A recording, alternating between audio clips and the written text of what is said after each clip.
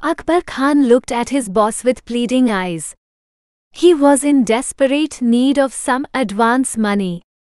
It was his only son Aslan Khan's birthday, and he wanted to buy him a gift along with sweets and a good meal, at least for that day.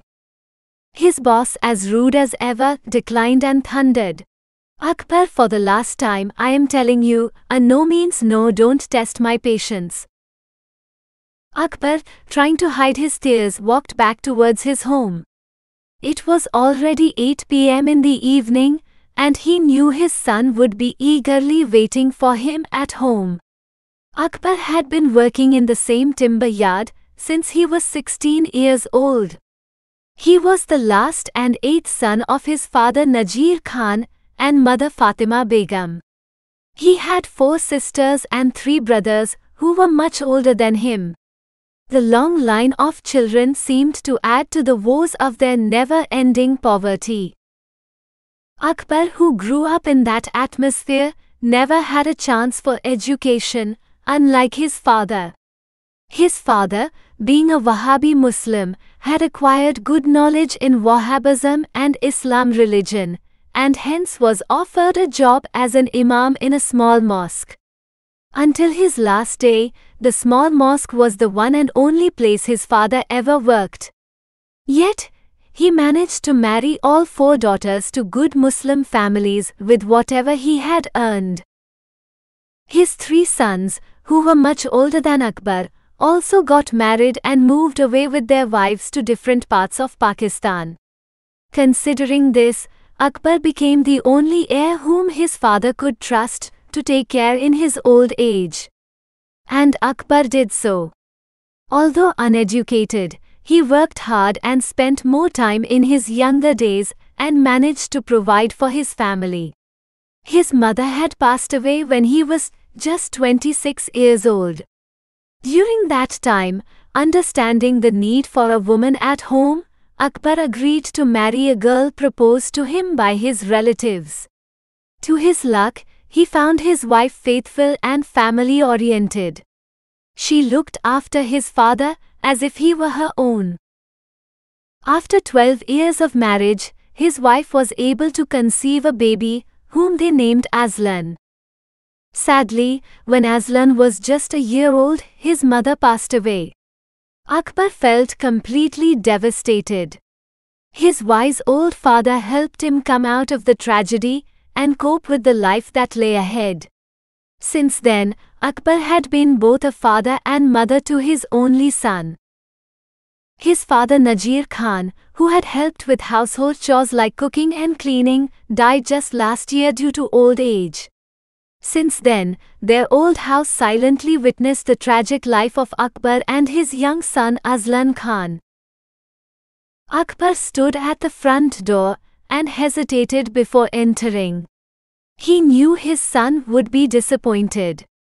He just didn't have any idea how he was going to face his son on his birthday with empty hands.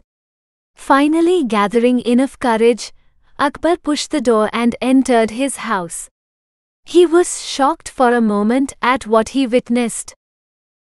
His 15-year-old son was so deeply immersed in the old Quran book, which was left by his grandfather, that he didn't even notice the arrival of his father.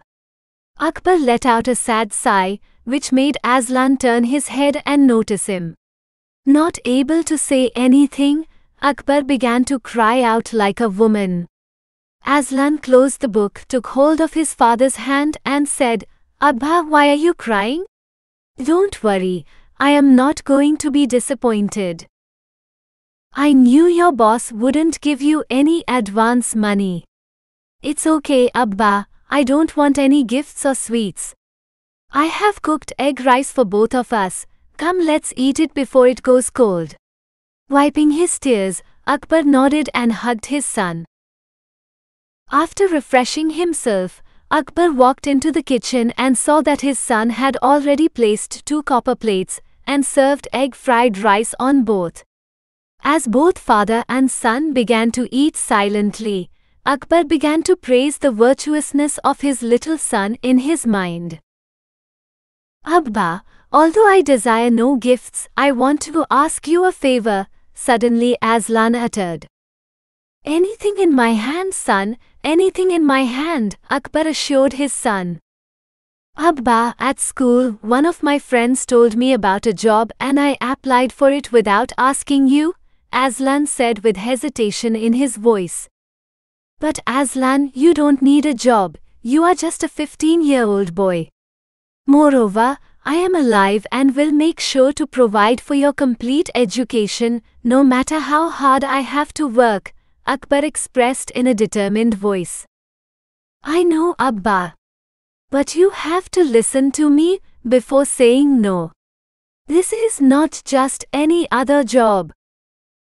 This is a special job and it will make us rich, Aslan said nervously. What do you mean by that, Aslan? Is this job illegal? If so, I am saying no before any further discussion. Remember one thing, we come from an Imam family and morals mean everything to us, Akbar uttered, cautioning and suspecting his own son's virtuousness, which he was praising just before the meal started. How can you think of me like that, Abba? I would not take any illegal job even if they offered millions. But please listen to me completely so that you can understand about this special job, Aslan replied in a requesting tone. Akbar thought for a long moment and then nodded his head. This special job is offered by none other than the President of America and is completely legal. They are recruiting special children in the age of 14 to 16 years. I know that I have all the qualities that they are seeking. All I had to do is to apply using a Google form. If selected, they are going to disclose all about this job. And with the help of my friend, I have already applied for it. The only thing is if I am selected, I have to go to Washington, USA, Aslan explained as best as he could. Akbar began to wonder about this special job. He understood that the chances of getting selected were slim. This job seemed like a high-profile job for a 15-year-old who is yet to complete his undergraduate degree. Nonetheless, it looked harmless for the time being. It definitely should be a special job if the President of the USA is hiring. Yet, you should understand that your chances of getting selected are slim as you are a Muslim. Americans usually don't trust Muslims. So I don't want you to keep high hopes on this, Akbar said, eating his last grain. Yes, I understand that, Abba. But if Allah wishes, anything can happen, right? Anyways, if at all I am selected, you have to sign an acceptance letter that would allow me to go to America, Aslan said, looking at his father's expression. Akbar smiled at his young son and replied, If it comes to that point, I will sign it, Aslan, although I hate to imagine a world where I live without you. Little did he know that soon he would have to do exactly that.